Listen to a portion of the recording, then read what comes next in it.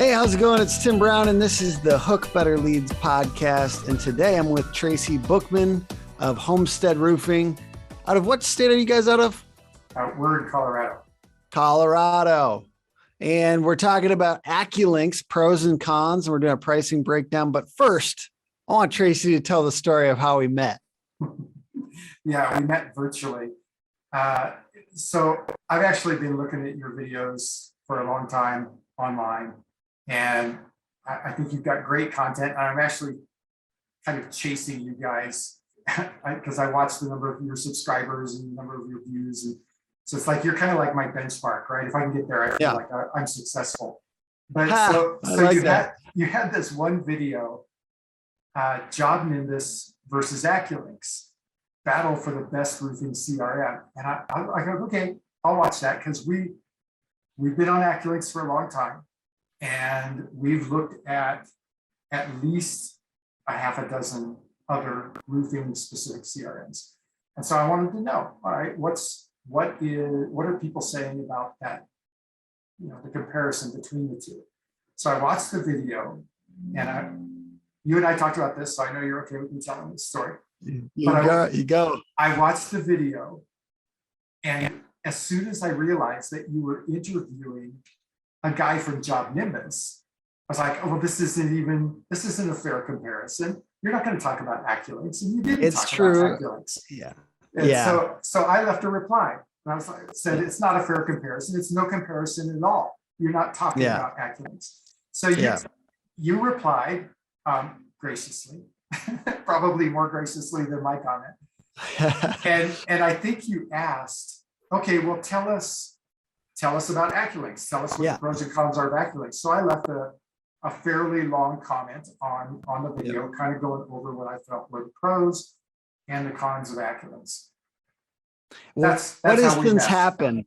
Yes, I love it. By the way, thank you for your generosity of taking the time to put those pros and cons, because I think that video is better for it. And I think you're a great example of a good YouTube commenter, somebody who doesn't just leave negativity, somebody who then follows it up with actual, like, real takeaways so that everyone can be better.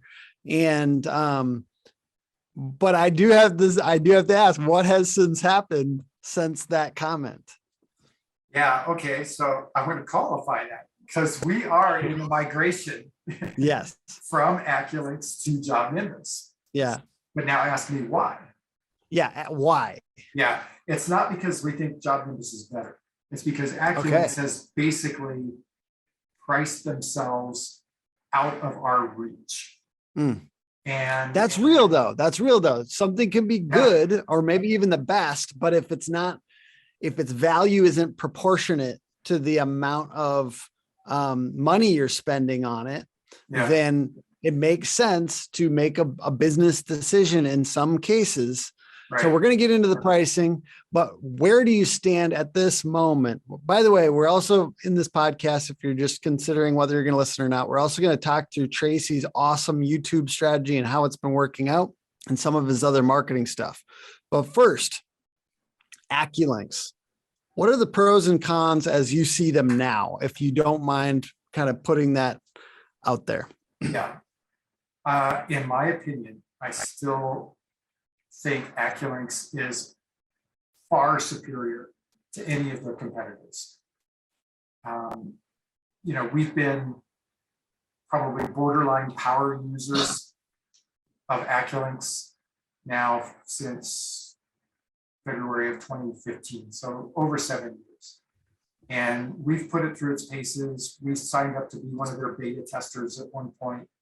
About the only thing that we don't use extensively is some of the more detailed reporting, because I can get that information from QuickBooks or other sources. But I think, in my opinion, the advantages, if we're going to talk about Acculynx versus Job Nimbus, it really doesn't make any difference. It's Acculynx versus Job Nimbus or Job Progress or Contractors Cloud or any number of them out there, but they're all pretty equivalent. I would say that Acculynx is about here, and the rest of them are all about here, because they all are pretty similar. But as far as advantages to Acculynx. Just the interface. Okay. The interface of Job Nimbus and the others, it's like 1990s DOS version, you know, Windows 95. It's basically Windows 95. That's what it looks and feels like. It's really clunky. It's kind of slow. Acculynx has got a very, very clean interface. Now, digression, right? There are things in the interface of Job Nimbus that you can do that you can't do in Acculynx. But from an overall standpoint, Acculynx, the user interface is just way better. Yeah, and you talk about in the YouTube comment you mentioned reporting. It sounds like it's more robust and basically like you can break stuff down. And to a lot of people, like let's say whatever revenue you are at a certain point, that reporting might be really, really important to be able to break it down by lead source, zip code, or other basically categorization to break down your deals to understand where your best deals are coming from and what's closing, what's the highest closing ratio, that type of stuff. I could see that being worth it for a lot of people, if we're honest. Like, so that might be a very big pro that somebody is going to need that, and Job Nimbus does not do that, or how does that reporting compare in some of these other tools, basically? Yeah, Job Nimbus does have reporting, and we're still in the migration stage, so we haven't really dived into what's available there. But you know, some of the reports that I have access to in Acculynx, I'll give you one example, like a job profit analysis. So in QuickBooks, you can do job profit analysis in QuickBooks, but you have to know how to get to that information. Whereas in Acculynx, it's right there in the job record. So you open up the job, click on the menu, and there's a button that says job profit analysis, and it just pops up, and all the information is right there. You don't have to go searching for it. Hey, what else is like something that's in that tool that's not in the other tools that you wish was because price? Do you mean in the reporting or just in the CRM itself? How about in the dashboard or any of the other kind of like key things that you really liked about Acculynx? Yeah, I'm going to actually pop them open. I'm going to open Acculynx here and just go to the dashboard. Feel free to share your screen if you want and talk through it with me. I'm just curious. Yeah, I don't want to show our numbers. Oh, that's okay. That's okay. Yeah. That makes sense. All that information is right there on the dashboard. Yeah. Just show us your lead screen for the other contractors in Colorado. No, I'm just kidding. Sure. I'm kidding. Yeah, right. Well, and plus it's March, right? So my numbers aren't so great right now. Yeah, I know. I feel you. It's real right now. It's real. It's about to pop off. Don't worry. Yeah. I think from the standpoint of the dashboard, it's just super simple. The Job Nimbus dashboard, in my opinion, is very cluttered. We have the same problem with Job Nimbus and stuff where with Acculynx, the dashboard is just really clean. And if I want to, I can look at any given time and see, who are my leads, where are they coming from, prospects approved, completed, invoice closed. But I do have to say, that's one of the drawbacks of Acculynx, is it's so simplified that you don't have visibility to a ton of information right from the main screen. You got to go digging. Okay. So if you were to make a CRM, and damn it, don't do it. There's too many. No. But if you were to, what would you take from both those tools to make your own that would be better? That's a great question. All right. So if I could wave a magic wand and make a CRM look and feel and do what I want it to do, I think that one of the main things that I would have it do is one of the things that Acculynx doesn't do that I really don't dislike is the ability to make custom stages and custom milestones. So I definitely do that. Job Nimbus does do that, and some of the other ones do that. Their competitors do that. That's one of the knocks against Acculynx is you can't set it up. So you're stuck with lead, prospect, approved, closed, and invoiced on your dashboard. Well, that doesn't even make any sense, right? So to build it out, you can have a workflow underneath each one of those stages and have all these little different line items, but they're not actual milestones. It's just a checklist. So you have to go through and you have to check off each one that you want to do. Whereas I would like to see, you've got a main stage, maybe it's a lead. And then underneath that, I'd like to see sub stages. So because a lead goes through a certain process, it's a very short process, and then in prospect. So you can have a prospect and then it's in estimating stage, or it's in presentation stage, or it's in follow-up stage. And then you've got all the different steps underneath each one of those. That would be a very huge thing. And the one thing that I wish that any of them do, and maybe some of them do, I just don't know about it.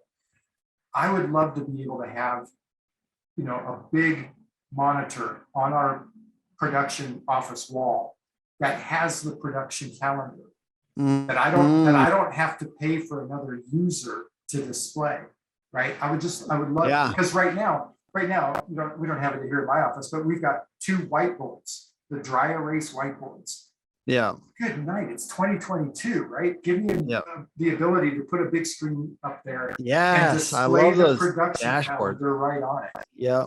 And that makes a lot of sense. I'm just gonna rattle through some other cons and pros that were in your list. So camera app for Acculynx is lacking in functionality, and you like Company Cam. You're still a big fan of Company Cam? Oh, good point. So Acculynx, like right after I put that on there, Acculynx updated their camera. Is it better? Yes, it's way better. Are they copying Company Cam? I'm sure that Company Cam has put pressure on them. I'm sure that the fact that Company Cam is out there made a big difference, because it's a lot ultimately, like Company Cam. I think like the kind of idea though is that Acculynx cons are kind of, I think, grouped a little bit around. Usually there's kind of other apps that Job Nimbus can or like other CRMs. I literally don't have a horse in this race. I don't care. But like there's these different connectors, and those apps usually are innovating a little bit faster because they don't have the main CRM. Like Company Cam is innovating pretty quick. Boom, boom, boom, boom, boom. They got stuff that they're making this year that's probably going to be better than Acculynx, and then Acculynx might have to add that functionality later, right? So the idea of, I like extensibility. So it might just be like a ideological. I like somebody that, or like because my CRM for my company is super simple, like super simple. It's basically like, it's the columns and I move deals down the columns, and then I can look at stats high level. And then I use other apps to kind of add on functionality and stuff like that. So I'm kind of an extensibility guy. And the pros on Acculynx, it's usually like from the things that you've got on here, you've got, the dashboard, the kind of, the things that you've already talked about. You've got building supplement requests or invoices for insurance companies is easier. Integration with QuickBooks is better. And you guys liked the Crew app that you guys had for a while. Yeah, let me talk about the QuickBooks integration too, Sure. because that's actually a really big deal. Okay. As far as I know, at least out of the ones that we've tested, like I said, we've tested, and we have been in the process of migrating to 3 different CRMs. And each time we pulled back. Job Nimbus was one, Job Progress was one, and Contractors Cloud was one. Each time we pulled the plug because it wasn't Acculynx, right? Yeah. So as far as the QuickBooks integration, Acculynx has a 2-way sync with QuickBooks. All the other ones have a 1-way sync. So what that means is I can create a customer in Acculynx and create a financial worksheet for it, and it'll send that information over to QuickBooks. Then my bookkeeper, who gets, you know, the bills and stuff like that, can input payments toward the job. So cost of goods sold. And QuickBooks will send that information back up to Acculynx. So then when it comes time, you know, if you're a company that pays commission based on the profit, you need that information in there. With the two-way sync, you don't have to do double entry like you do with a one-way sync, like Job Nimbus, Job Nimbus, and all the other ones. So that's a actually, big one. That's actually really, really helpful because you've got those two systems talking to each other like that. You know, otherwise, if you have a requirement to do double entry, you're entering it into Acculynx so that you can pay your commission, and then you have to enter it into QuickBooks. There's more chance for mistakes that way. Yeah, that kind of stuff matters a lot when you're trying to get clarity on your numbers, and getting clarity on your numbers is a pretty big deal. Somewhat. So let's just jump into some pricing talk real quick. So we're just going to talk about Acculynx in this. I know we might just mention a little bit about Job Nimbus real quickly, but sounds like Acculynx base pricing is $139 per user per month. Is there any setup fees or anything like that? Yeah, there are. They charge you, you know, it's been 7 years since we did it, so I'm sure the cost. Yeah, but it's like, it's a chunk at the beginning and then 139 user per month. And then you said that there's a lot of add-ons, bolt-ons that they charge you for. And that's one of the main reasons. Every little thing that you're trying to add on increases the price. So what are some examples of like those types of add-ons, if you don't mind sharing? Everything. Throw out a few. I'm just gonna care. Okay. Yeah. So like SMS, Job Nimbus, that's free, right? So if you want to use your CRM to text your customers, that's going to cost you more in Acculynx. If you, even the reporting functionality in Acculynx costs you. That sounds like a base feature. Yeah, you would think, wouldn't you? Yeah. But no, it's not. Anything else that you can kind of just like rattle off that's like an additional cost? QuickBooks, the integration with QuickBooks, that costs me $99 a month. Okay. So that stuff all ends up adding up. So like with the company of your size, which is like how many people? There are 4 of us. So myself, 4 of you, a salesman. And what is the cost then? $1,000 a month. So that's pretty heavy for a 4-person company. One of the biggest costs is the e-signature, right? So if we send we send a contract off to somebody, it requires 2 signatures. It requires our signature and the customer's signature. They charge us for the ability to send an e-signature document to somebody, then they charge us for each signature. Okay. So it's about $3 to $3.50 or more each document that we want to sign. So it's kind of just death by 1,000 cuts with the pricing on Acculynx. It's just I can get that. That would frustrate me, I think. That being said, I can't tell you whether I would use Job Nimbus or Acculynx. I don't know if I would. I don't even want to say, because I think I might consider Acculynx just because I'm like, you kind of sold me a little bit, man. Like I feel like we've been selling each other back and forth on this. I think if I was a roofer, I might use Acculynx, even though I think they're a little high and mighty sometimes. I don't know what I would use. Here's a funny story.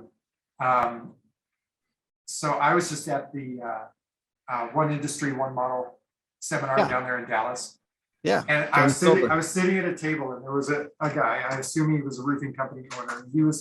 He was on his laptop doing some stuff, and one of his employees came over and asked him, it was somebody else came over and said, "Oh, you use Acculynx? Do you like Acculynx?" And he said, "Yeah, except for the blankety cost."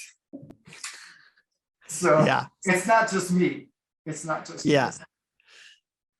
Well, hey, there's something if you're doing something where somebody hates it, but they pay the price. It's I just know. hard to shake a stick at that as a business model. It's hard to say. Yeah. It's kind of like, damn, like proud of you, even though it Yeah. sucks for your customers in a way. I don't know. It's a weird thing. So let's just kind of go off the script a little bit and just talk about, you've been active on YouTube for a while and you're starting to see some return. Why do you think customers, so you've spent effort, a good amount of effort making videos for customers and even talking a little bit about just roofing industry stuff, it seems like. Why do you think customers are more like, why do you think you've closed some deals from that? And are you getting like leads from that? Or is it just people that are already a lead in your funnel and they watch a video and they're more likely to close? No, that's a great question. Really smart question. Because, you know, if, let's say I picked up from Colorado Springs and I decided to move to some other state, right? That's the first thing I would do. Probably even before I got my website up, I would start making YouTube videos in that market, right? We have gotten the first video that I put up that actually got some traction. It's not even on my channel anymore. It was on a separate channel. It was called, "Does my T-lock shingle roof really need to be replaced?" And I think within probably 3 to 4 months, we got a job from that, replacing a T-lock shingle roof on a house that was 100 and some years old, so it needed decking. I mean, for 2013, a $10,000 job back then was a pretty big deal. I think it was $12,000. So we got, and that for me, that was like the, you know, the hook to tie into your videos here. Yeah. That was the hook for me. That's what got me hooked. I was like, yeah. Oh, I see the potential of this. And so we had another example where the wife, let's see, the husband had chosen a different roofer and was getting ready to sign a contract. And this was for a 96 square high steep cut up roof. So it's a huge house. And the wife found my videos and started watching them. And she got her husband, she's like, "You have to watch these videos." And she made him sit down and watch a bunch of my videos. And so they called the other roofer and said, we've decided to go with somebody else. And then they called me and invited me to come over. So they fired the other roofer just from my videos. That's so crazy. What was like, just to kind of give people an example of the type of video that can do that, because that's powerful. What type of video was that? Were you essentially saying some contractors do it wrong and this is how, or what were you talking about theme wise? No, I've tried to shy away from that kind of thing, except for since Colorado Springs is such a hail market, so many storm chasers show up here. I do give a lot of information to homeowners about what to watch out for, how to protect themselves from scams and that kind of thing. But I think the biggest thing that attracts people is just educating them on how the insurance process works, what to expect from the roofing process, how those two processes fit together. I did a 7-part series, which was actually really fun for me, on pretty much ways the insurance companies try to get out of paying for legitimate items in a claim. That a roofing contractor has put in his estimate. And I get so many negative comments from, I think they're insurance adjusters and insurance agents, telling me that I'm just all full of BS or whatever. And so I took real examples from how insurance companies tried to short their clients and just talked about it and said, this is exactly what the insurance company did on this.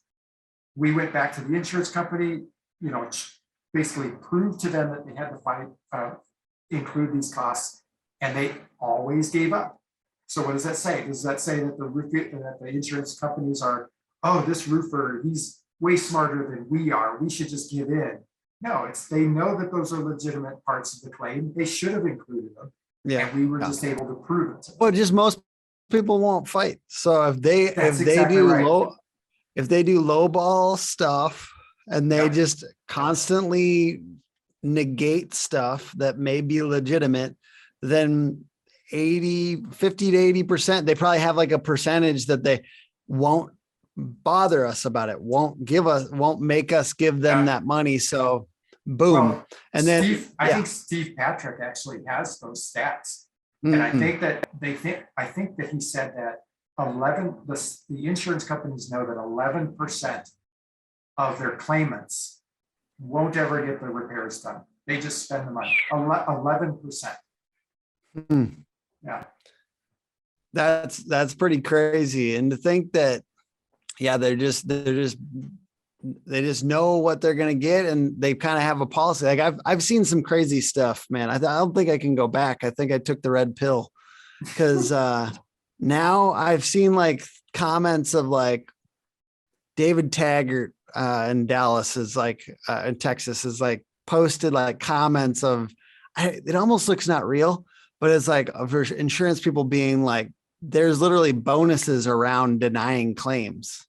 Like there's like, they like have incentives internally. And I mean, these look crazy, these comments, but it was like literally like them in their own private groups talking about stuff and them getting like incentives for denying stuff.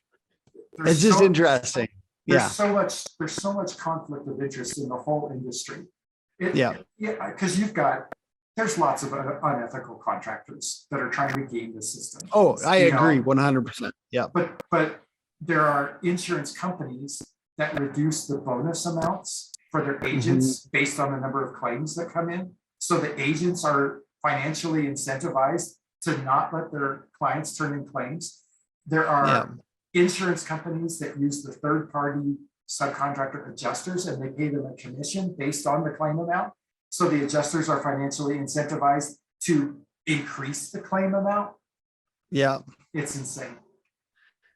Very, very interesting. And I feel like I'm just kind of dipping my toes into that. And I feel for the contractors. Obviously, like you said, there are a good amount of people that are doing weird stuff that are contractors too. It's just, it's kind of the David and Goliath of, it is a little bit like this David if there's some of the Davids doing weird stuff, but the Goliath is doing this consistently and there's like policies around it and stuff like that. I'm going to look at that Goliath and be like, maybe you shouldn't be incentivizing denying claims when people have been paying their insurance for 10 years, 20 years and anyways, but it serves my purpose to side with the contractor nonetheless. So, but hey, it's been very good to chat with you. If you would, just take the stand for a second, anything you want to promote, anything that would be good for you to connect with more contractors on, is mostly roofers that are watching this. So. Oh yeah. Thank you for that opportunity. Yeah. I would really, really encourage contractors to kind of get out of their headspace of thinking of just, I'm a roofer or I do this or whatever, and to start thinking in terms of, I'm a marketer who owns a roofing business, or I'm a marketer that owns a painting business, or whatever it is. And in my opinion, you cannot beat YouTube for the availability of free reach to masses of people, whether you want that to be in your local market or whether you want that to be, nationwide. I mean, we get calls from people all over the country asking questions. And we get so many calls, we decided that now we started telling them, we will help you, we'll answer your questions for a fee. So we basically had to start charging a consulting fee. That we tell That's people, cool. It's like, if you want us to help you, we're happy to help you. We can look at your contractor's estimates, we can pull an eco view, we can help you through all of that information. But we're going to have to charge you because I don't have time to answer all the questions that we get from all over the country anymore. So YouTube is magic.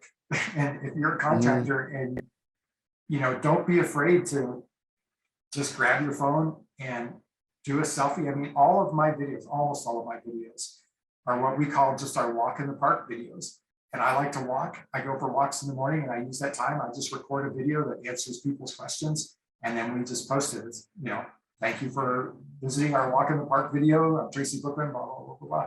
It's all you have to do, I like that because it also, like, it has a better background than just like doing it in the office or something like that. So I love that. And you'll get so many comments. If you do that kind of thing, you'll get so many comments from people and you'll show up. Well, there's two things that will happen to you.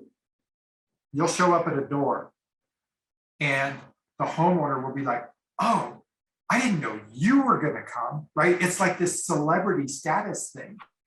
It's like, I was expecting you were going to send out somebody. I didn't know you were going to be here. Right? It's like such a good feeling, right? It's like, oh man, that's awesome. Yeah. But then the other thing that happens too is when you're just being yourself, the comments that you start getting when you sit down across the table from somebody, when they've watched your videos is, you just came across as so relatable. That's why I called you. And I haven't called anybody else. I just knew from watching your video, you're the guy that we wanted to hire. That will happen to you over and over again. And you will just be astounded at the results when you start doing it. I love it. Tracy, what's your guys' .com for people who want to check it out? Yeah, thank you. Homestead Roofing Colorado.com. Colorado's all spelled out. If you just put Homestead Roofing, you're going to go to one in New Jersey. So homesteadroofingcolorado.com. Awesome. And thank you for being on. Thank you for giving us the no holds barred version of this from an outside party from not one of those companies. It's definitely a better video because it's a little less partial. So I appreciate that. And the podcast is put on by hookagency.com, Hook Agency all over social media. And I really appreciate you guys listening or watching. Yeah, thanks so much.